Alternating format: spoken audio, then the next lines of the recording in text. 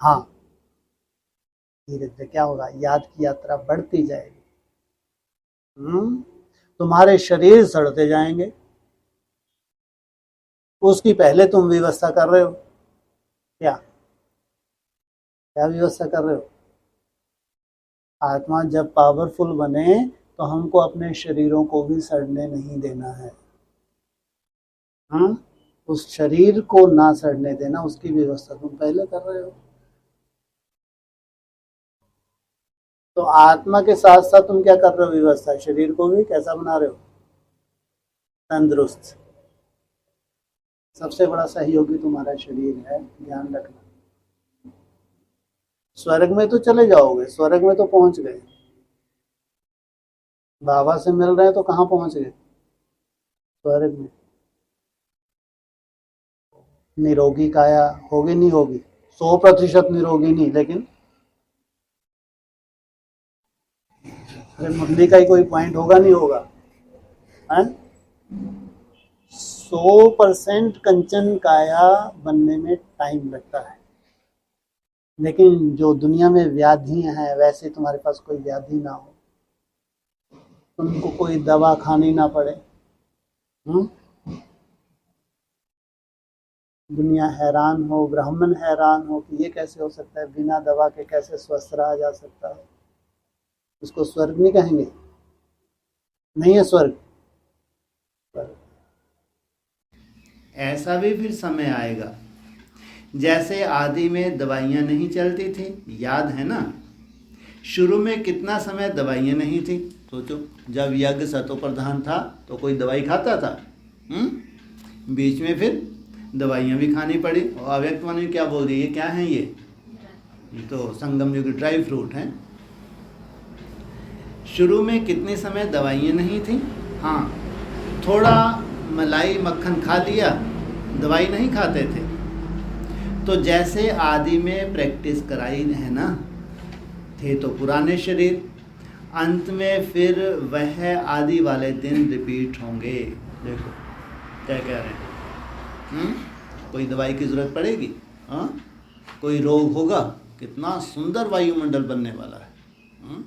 और अगर कोई रोग वोग है भी, ये भी याद की यात्रा से धीरे धीरे खत्म हो रहा है। उनको लगता ही नहीं कोई विशेष पॉइंट है। जैसे बाबा ने सिंपली बोल दिया, तुम बच्चों को प्रकृति की भी नॉलेज होनी चाहिए। अब हम कौन सा साइंटिस्ट बनने जा रहे हैं? हाँ, हम कहाँ से बैठ के 5 तत्वों के ऊपर रिसर्च करें? तो इसका मतलब ज़रूर तुम्हारी अपनी प्रकृति है, तुम्हारे ये 5 तत्व हैं, इसकी नॉलेज भी, इसकी नॉलेज माना। फिर मुरली में सिंपल आया है, बहुत अच्छे से समझाया है। स्वस्थ शरीर के लिए बहुत सुंदर सुंदर पॉइंट है, खान पीन के ऊपर इतने सुंदर सुंदर पॉइंट है, इतनी सिंपलिसिटी, तुम्हारे शरीर की क्या वैल्यू है, साकार मुरली में सब कुछ है। लेकिन उन पॉइंट्स को ध्यान ही नहीं दिया, किसी दीदी दादी ने समझाया ही नहीं कि 56 परिवार के भोग का भी जिक्र आता है। जिस दुनिया में जा रहे हो वहां तो तुम्हारे को कोई कमी ही नहीं है। यह आयरन एज्ड शरीर है, तो बीमारियां ये थोड़ी बहुत हिसाब किताब हो सकते, नहीं हो सकते? नहीं हो सकते। और भगवान ने कितना सुंदर महावाक्य मुरली में चला दिए। तुमको 5 तत्वों की भी नॉलेज होनी चाहिए। तो ऐसे समय में अगर कोई खान पीन में अपना परिवर्तन ले आए, तो सोचो ये कर्म भोग के ऊपर जीत पा सकता नहीं पा सकता? हाँ, वो अज्ञानियों की तरह जो ढर्रा चल रहा था, पुराना मिर्च मसाले वो सब चलते थे।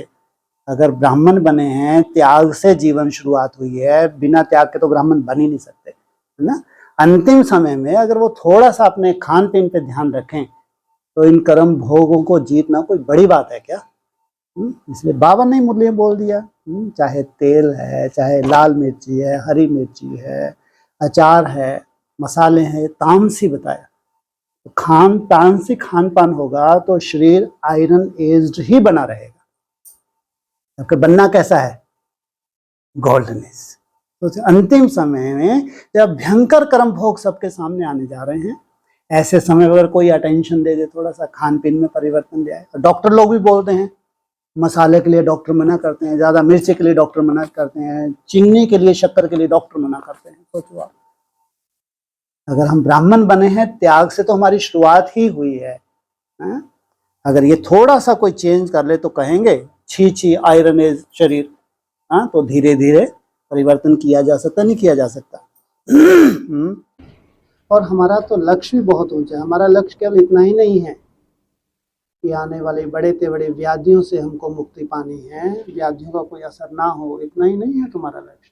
क्या है तुम्हारा लक्ष्य? क्या है? कंचन काया।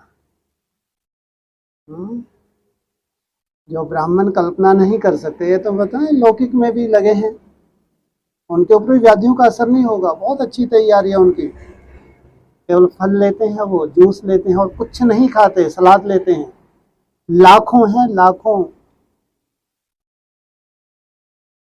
पका हुआ तो है ही उनके जीवन में, है ही नहीं। पका हुआ उनके जीवन में यही है बस, जो अपने शरीर को सुरक्षित रखें, जो आग को छू भी नहीं रहे, पका ही नहीं रहे। ये तैयारी चल रही है लाखों की। कोरोना के झटके से उन्होंने ये सीख लिया कि जो भी हम बनाते हैं, चाहे मसालेदार सब्जियां बनाते हैं, चाहे परोठे तलते हैं, ये जितने बाजार का जो भी खान पान है, इससे तौबा कर ली उन्होंने कि शरीर है तो सब कुछ है, शरीर ही नहीं बचा तो क्या है।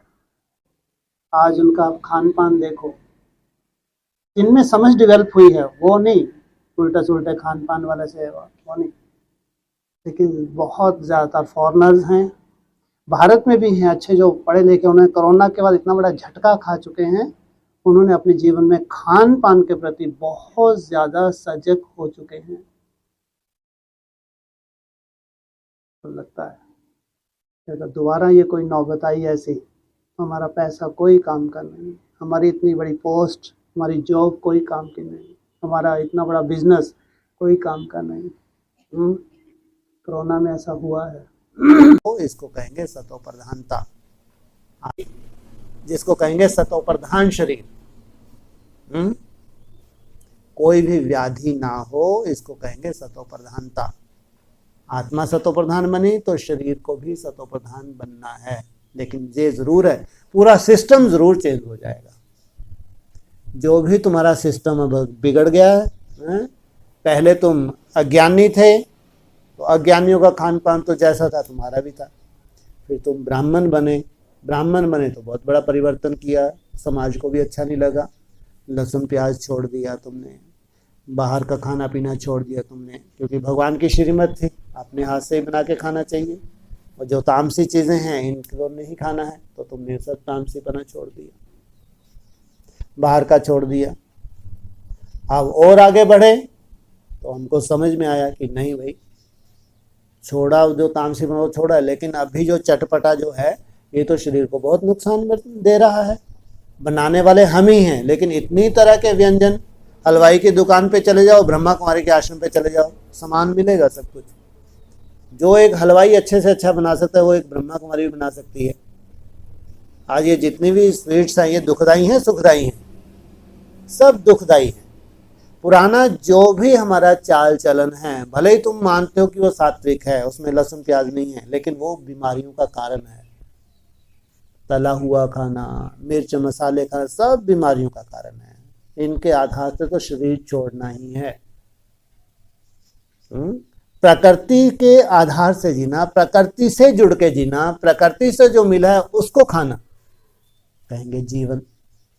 प्रकृति के विपरीत उसको एक अपनी मन बुद्धि के आधार से जो हमने क्रिएट किया है, प्रकृति ने जैसे ही चलो अपने को सब्जी दी, फिर हमने उसको काट पीट करके अपने मसाले वसाले डाल के उसको बनाया, मैंने जैसे कि जहर मिला दिया, उसका वो स्वरूप हमने बिगाड़ दिया। जो जितना स्वरूप उसका बिगाड़ते जाते हैं, जितना उसमें तुम डालते जाते, जो जो मसाले डालते जाते, उसका स्वरूप जितना बिगड़ रहा है उतना ही तुम्हारा शरीर बिगड़ रहा है।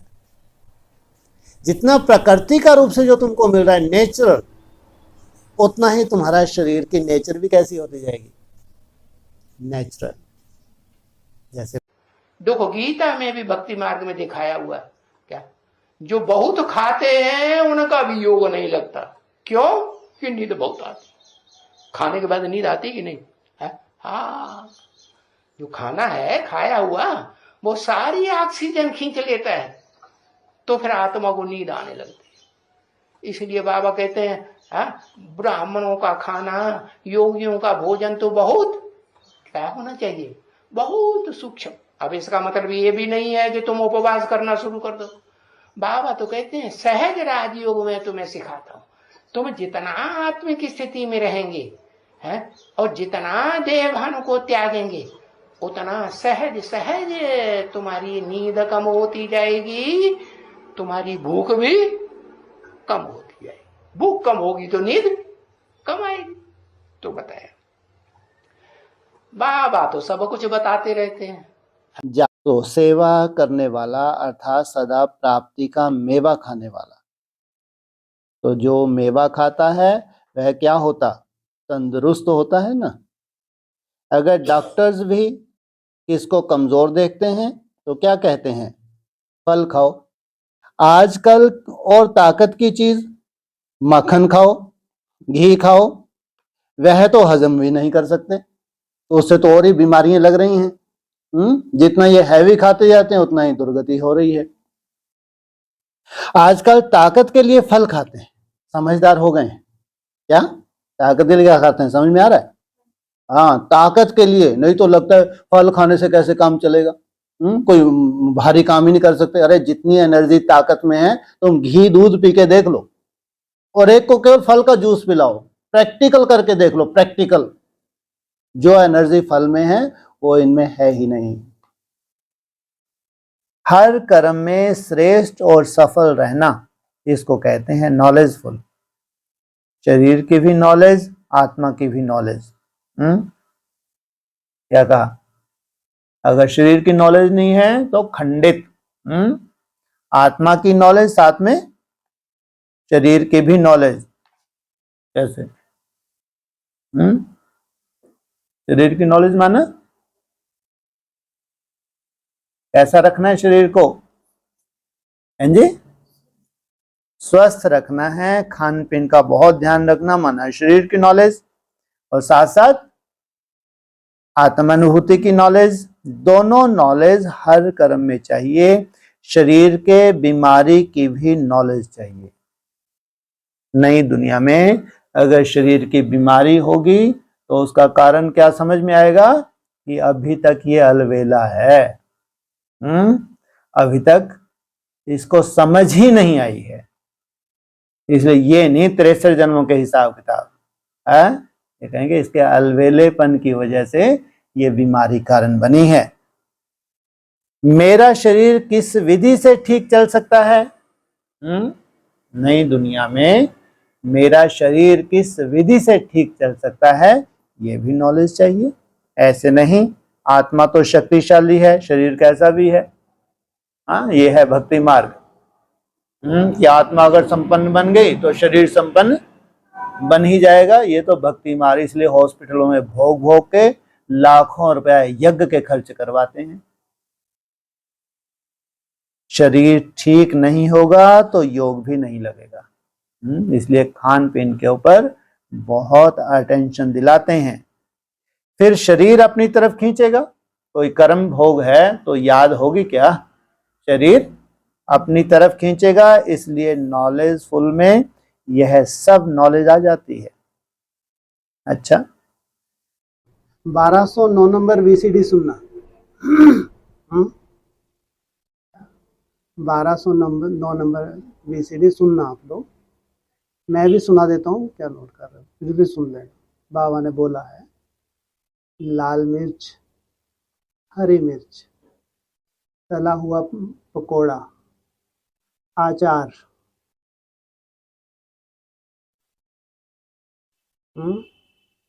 ये सब तामसी हैं, ये खान पान तामसी है। 1209 नंबर कैसेट में सुन लेना। हरी मिर्च, लाल मिर्च, तेल, तेल में तले हुए पकोड़े, आचार, इन सबको तामसी बताया है। तो क्या ऐसा खान पीन वाला कल्पना करे कि हम निरोगी बन जाएंगे, संभव ही नहीं है। इसलिए आप लोगों की तो पहले से बहुत सुंदर रूपरेखा है। समय हमारे पास कम है, मंजिल तुम्हारी बहुत बड़ी है, समय कम है। वहाँ उस दुनिया में तेल आदि की तली हुई तमो प्रधान चीजें खाते हैं, तो देवताएं कब लाल मिर्च आदि खाते होंगे क्या? यहाँ तो बच्चे हैं, लाल मिर्ची, हरी मिर्ची, पकोड़े, अचार आदि खा लेते हैं, तो कहेंगे कि लोभियों का असर पड़ जाता है। बाप कहते हैं ये तमोगुणी चीजें खानी नहीं है, फिर भी जानते हैं कि संपूर्ण तो कोई बना ही नहीं है। हाँ, ये भी जानते हैं कि संपूर्ण बनने का जरूर है, तो कोई भी तमोगुणी चीज नहीं खाना है। क्या ऐसी बीमारी हैं लाखों मालूम नहीं पड़े, चुटकियों में निकल जाए, जो खड़ी हैं सर पे, आने ही वाली हैं, आने ही वाली हैं। क्या कह रहे हैं, लाखों तो कहीं भी नहीं लग रहा, जीव की लपालप कर लो, आने ही वाली हैं, लाखों चुटकियों में निकलेगा, लाखों। हाँ? बन जाओ बहुत बड़े तो। लेकिन आगे क्या बोला, खाना पीना छोड़ना अर्थात कई बीमारी से मुक्त होना। आज कितनी तारीख है? नया शुरू हो रहा है ना, अभी से ही अचेत जाएं है? तो भाग्य है, या अभी डंडा खाएं, बड़ा डंडा खाएं, उसके बाद होश आए, क्या अच्छा है? पूरे चौक हैं, पूरे चौक, बस अब तो शुरुआत ही है। अच्छा अगर समझ आ जाए तो ठीक है, पूरा चौक हो चुके हैं पूरा, बस अब तो डॉक्टर ही बताएंगे कि वास्तविकता क्या है। कहाँ है ये ज्यादा चौक? कहाँ है? कहीं नहीं है? कहाँ? ब्रह्मा कुमारी पूरी चौक हैं, 80-80 90 किलो की हो रही है, क्या है? दिखती हैं ऊपर से लाली हैं, तो डॉक्टर जानते हैं पूरे चौक हैं, अंदर से कुछ नहीं है, खोखले हैं। हॉस्पिटल में लाखों रुपया यज्ञ का बर्बाद करें, लाखों, ऐसी बीमारियां हैं। वो चौक कितनी आसानी से खुल जाते हैं, खुल ही नहीं सकते। तो खाना पीना छोड़ना अर्थात कई बीमारियों से छूटना। पानी दे दो थोड़ा सा, पीछे दो। क्या बोला दोबारा फिर? यहीं अटके हुए, आगे तो निकलो। क्या बोला? खाना पीना छोड़ना अर्थात कई बीमारियों से बचना। तो क्या कभी मीठा खाएंगे? क्या कभी भी? इसके मॉर्टल लोग की बात नहीं कर रहे, जिनको मरना है, हॉस्पिटलों में जाना है, लाखों बर्बाद करना है, उनकी बात नहीं कर रहे। जिनको स्वर्ग में जाना है जीते जी, वो तो सोच भी नहीं सकते स्वर्ग क्या है। क्या कभी मीठा खाएंगे इस जीवन में? हाँ? नहीं, खा लो, बढ़िया याद में बना के खा लो। भगवान की याद में नहीं बनाया जा सकता खाना, जहर नहीं। हाँ, जहर के ऊपर लपेट तो मीठा मीठा भगवान की याद में, तो खा लो, क्या हुआ? अरे भगवान की याद में बना हुआ है, हैं? भगवान की याद में बना हुआ है। याद से तुम उसको, विष को अमृत नहीं बना। डॉक्टर बोलते हैं ये विष है, लेकिन तुम तो अमृत बना सकते नहीं बना सकते योग में? हाँ, योगी लपालप करता ही नहीं है, भोगी है, भोगी। ब्रह्मा कुमार कुमारी नहीं है, भोगी हैं ये। योगी कभी लपालप नहीं करता उसकी जीव। यथार्थ योगी है तो इनकी चाहिए, इनकी ज़रूरत है। नई दुनिया में सबकी ज़रूरत है क्या? बाकी तुम शरीर छोड़ो, आओ, क्योंकि बाप के बने हैं। बीज अविनाशी है, स्वर्ग में तो जाना है। चाहे इस शरीर से जाओ, चाहे अगले शरीर से जाओ, दूसरा जन्म लेकर आओ, जाना तो है। मरो, मरना पड़े ना, चाहे बेहद में मरो, जीव काट के फेंक दो, चाहे हद में मरो, लेकिन मरना तो पड़ेगा। किनको किनको मरना पड़ेगा? जिनको इसी शरीर से स्वर्ग में जाना है उनको। आज से मीठा खाएंगे, खा लो, थोड़ा सा तो खा लो, कुछ दिन तो खा लो, चले। फिर बोल रहे तो आगे नहीं बढ़ो। खाना पीना छोड़ना अर्थात कई बीमारियों से छूटना। लाखों रुपया तुम्हारा बर्बाद हो जाए तो थोड़ी सी जीभ की लपालप की वजह से, लाखों बोल रहे हैं, हजारों ने बोल रहे, कान खोल के सुन लो, मालूम ही नहीं अंदर क्या कुछ है, फिर भी कह रहे हैं। खाना पीना छोड़ना अर्थात कई बीमारियों से छूटना। तो महामंत्र जैसे ही पढ़ते रहे बार बार। अच्छा, मैं ही बार बार बोल रहा हूँ, मेरे को लगा बार वही नज़र चली जाती है। लेकिन बोला तो है। कई बीमारियों से, एक बीमारी से नहीं, कई बीमारियां हैं जो बाबा देख रहे हैं। तो क्या खाएं भैया, भूखे मरे क्या खाएं? सब्जी खाओ। क्या पिए? जूस पियो। अरे जिस दुनिया में जा रहे हो, है ना, उस दुनिया की रीति, उस दुनिया की रस्म, वहाँ का रहन सहन, वहाँ का पूरी रूपरेखा अलग होगी, या जो अभी ढर्रा चल रहा है इनका, हाँ, वही होगा। हाँ? और ये तो सोच भी नहीं सकते कि अतीन्द्रिय सुख होता क्या है। अतीन्द्रिय सुख पूछना हो तो गोपी बल्लभ की गोपियों से पूछो, या मरने वालों से पूछो। इनको नहीं मेहनत करने की ज़रूरत, ये तो सफिशेंट है। इन्होंने जो ज्ञान का बीज धारण कर लिया वो आधार बनेगा नई दुनिया में। उनको बेचारियों को ही मेहनत थोड़ी करनी है, मरें और जाएं। उनको मालूम है, हमारी दीदियाँ भी, दादियाँ भी मरी हैं, शरीर छोड़ा है, ब्रह्मा बाबा ने शरीर छोड़ा है, कर्मोद्गीत अवस्था को प्राप्त करके शरीर छोड़ा है, सब बुद्धि में बैठा हुआ। तो अगर ये शरीर छोड़ रही हैं हजारों, तो कुछ भी गलत नहीं है। उनको वहाँ जन्म लेना है। लेकिन जिनको इसी शरीर से जाना है, उनको प्रकृति की नॉलेज होनी चाहिए, इन 5 तत्वों की नॉलेज होनी चाहिए। कि आत्मा के साथ साथ इस शरीर के लिए कौन कौन से मर्यादाएं हैं, इस शरीर को स्वस्थ रखने के लिए। अगर इच्छाओं के गुलाम है तो तुम कभी भी अच्छा नहीं बन सकते, भूल जाओ। इच्छाएं अच्छा बनने नहीं देते। खाना पीना छोड़ना अर्थात कई बीमारियों से छूटना।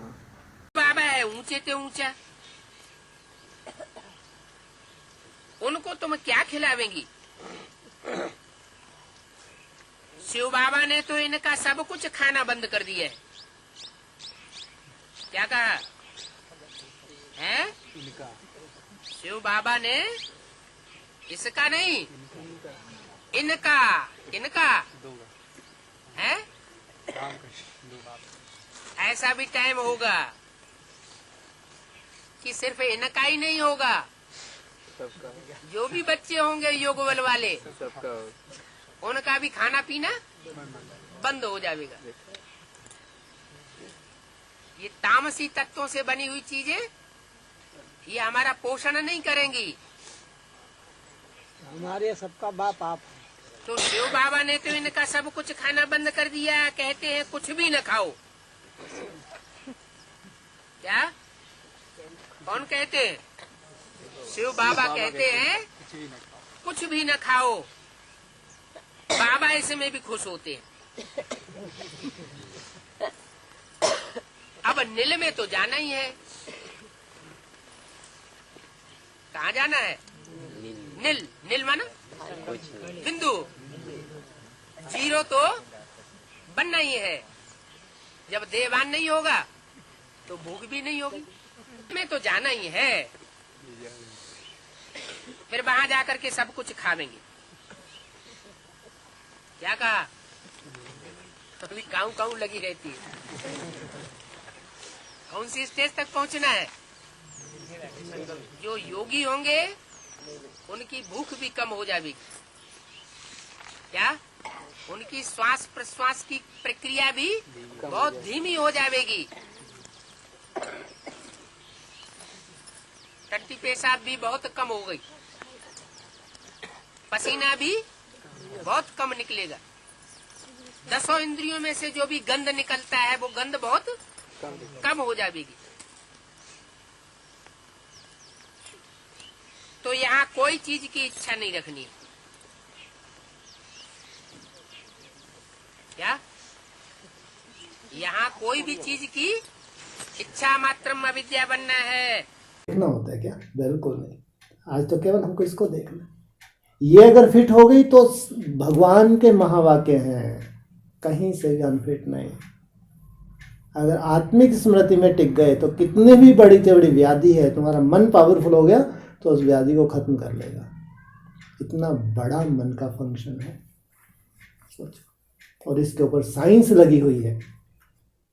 फास्टिंग के द्वारा असाध्य रोगों का इलाज। रशिया नास्तिक है वो। असाध्य रोग जिनका कोई इलाज ही नहीं है, फास्टिंग के द्वारा, केवल फास्टिंग, कुछ नहीं देते हैं, प्रयोग चल रहे हैं। इतनी बड़ी बात है। वो ये हमारी वैदिक पद्धति है फास्टिंग, वही साइंस कर रही है। वो वेद कहाँ से निकले? संगम युग का ही तो यादगार है। संगम युग पे आप जो भी कर रहे हैं, इसी के द्वापर युग से साक्षात्कार होंगे। इसी के उन साक्षात्कार के आधार से वेद बनेंगे। वेदों में जो कुछ है उनके ऊपर रिसर्च हो रही है। वेद है, शास्त्र है, यादगार संगम युग के। पूरा जैसे जैसे गिरता हुआ आपका सिस्टम बना है, वैसे ही आपका सिस्टम अभी ऊपर जाने का। जैसे कहते हैं आत्मा की 4 अवस्थाएं हैं, डाउनफॉल हुआ, सतो प्रधान, सतो समान है, रजो और तमो। ऐसे शरीर के भी पावन बनने की कम से कम 4 अवस्थाएं तो है नहीं। और तुम कौन सी अवस्था में पहुंच गए हैं? फर्स्ट। सेकंड अवस्था क्या होगी? फर्स्ट अवस्था तो अन्न दोष।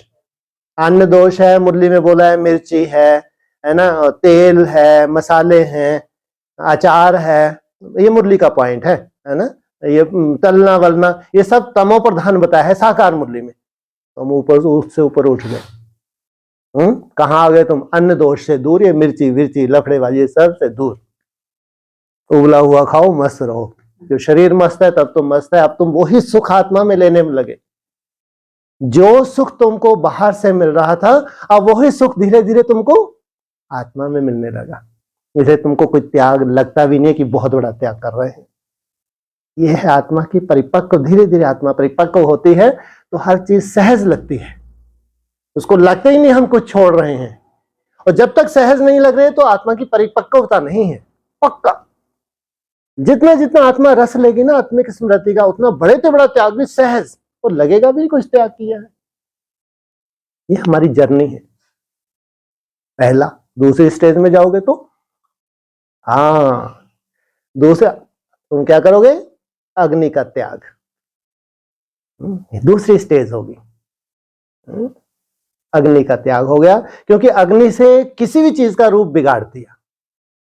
तो फूलों की तो फिर अग्नि को दोष माना है, क्योंकि कोई भी चीज के तत्व को नष्ट कर देती है।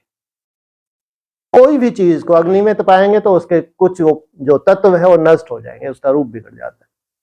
फिर आगे चल के तुम पका हुए भोजन का त्याग। ऐसा नहीं सब एक साथ, धीरे धीरे। बाकी अग्नि का भी त्याग कर दोगे तो अब भी सीधा ही फलाहार। फलाहार अभी भी तुम्हारा है, लेकिन फिर केवल फलाहार ही बचा। प्रकृति तुमको मिल गई जिसकी तुमको जरूरत थी। ये परा प्रकृति है, ये अपरा प्रकृति नहीं है जो तुमको खंडित कर दे बीच बीच में। हाँ, ये है, इसकी तुमको इंतजार थी। अपरा नहीं है ये परा प्रकृति है, ये इसकी पालना। वाह, कितना सुंदर तुम बनने जा रहे हो। जब तक अपरा का इंटरफेयर है तब तक वो सुंदरता नहीं आ सकती, तुम्हारे शरीर में भी वो सुंदरता नहीं आ सकती, कुछ ना कुछ खिटपिट रहेगी रहेगी। ये है, तुम नेचर से जुड़ गए, अब नेचर अपना काम करेगी, लेकिन मोटे रूप का काम है अभी नेचर का। कौन सा आयाम हुआ ये? तीसरा। फिर और आगे जाएंगे तो केवल रस वाला, रस बस, ओनली, चबाने का कोई रोल नहीं, केवल रस, जूस ओनली। ये तो तुम्हारे शरीर का पूरा कल्याण। लेकिन लास्ट स्टेप तुम्हारा बचा है, कौन सा है? हाँ, जहां जल की, लिक्विड की भी जरूरत नहीं, केवल सूरज की रोशनी से तुम पांचों तत्व तुमको मिलेंगे। वो है तुम्हारी स्टेज जिसमें तुम्हारे जो डैमेज सेल है उनको चार्ज होना है। इस स्टेज तक जाना, सोचो आप। ऐसे ही नहीं कोई जाम दे हो जाए, शरीर परिवर्तन हो जाएंगे। उनको वहां 16 कला संपूर्ण, जिसमें नंबर 1 है ब्रह्मा बाबा। ब्रह्मा बाबा जन्म लेंगे, 16 कला होंगे, कलातीत होंगे, 16 कला होंगे। तो कलातीत की बात कहां पे है? जो ब्रह्मा बाबा को भी जन्म दें, ब्रह्मा बाबा जैसे बच्चों को जो जन्म दें, सोचो उनके शरीर कितने सुंदर, निरोगी, कंचन का है। यहाँ जो साइंस को चैलेंज करते हैं, मुरली में भी बोला है, तुम बच्चे जब त्रेता युग की सीढ़ियां चढ़ना शुरू करेंगे तो तुम्हारा डिस्चार्ज बंद,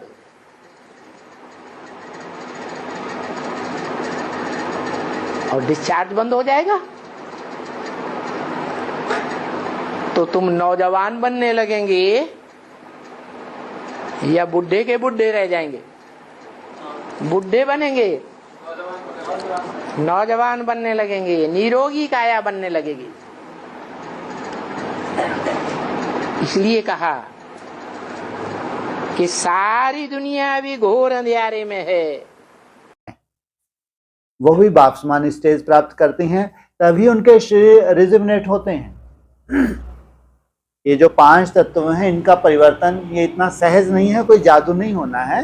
वो निसंकल्प अवस्था में कैसे हमारे सेल चार्ज होंगे, कैसे हम बाप्समान, हमारी भूख भी कम हो जाएगी, हमारी प्यास भी कम हो जाएगी। एक ऐसा समय भी आएगा पानी की भी जरूरत नहीं रहती है, केवल वायु से ही आप 5 तत्व मिल जाते हैं। आपको सोचो, केवल श्वास के द्वारा 5 तत्वों की आपको प्राप्ति होती है। आप कुछ भी नहीं, ना खाएंगे ना पिएंगे, वो समय होगा जिसमें आपके जो डैमेज सेल भी हैं वो भी चार्ज हो जाते हैं।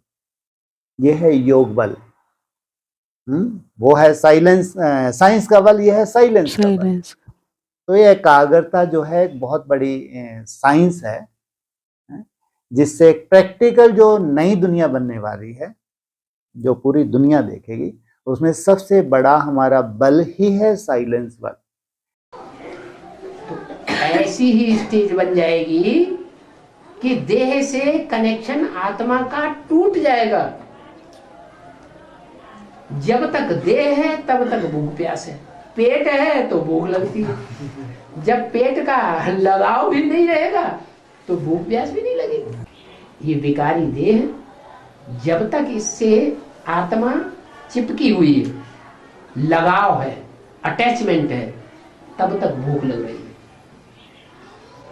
जब अटैचमेंट खत्म होगा, भूख ही उड़ जाएगी, खुशी जैसी खुराक नहीं। तो ये बात, ये पॉइंट झूठा साबित कर दो कि बाबा ने ये झूठा कहा है, खुशी जैसी खुराक नहीं।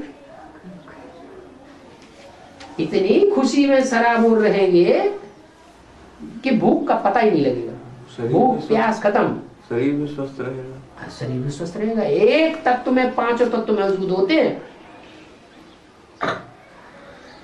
क्या मिट्टी है, इतनी मिट्टी लो, उसमें वायु भरी हुई है कि नहीं भरी हुई है? उसमें आकाश है या नहीं है? उस मिट्टी में थोड़ा बहुत पानी है या नहीं है? उस मिट्टी में आग है या नहीं है? हर एक तत्व में एक तत्व दूसरे तत्व से मिक्स हुआ पड़ा है।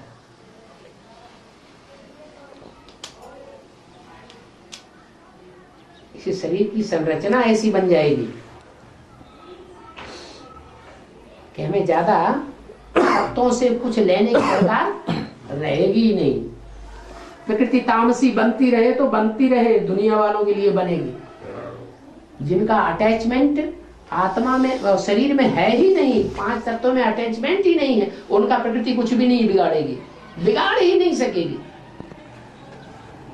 उनका बिगाड़ेगी जिनका अटैचमेंट 5 तत्वों के शरीर से लगा हुआ है।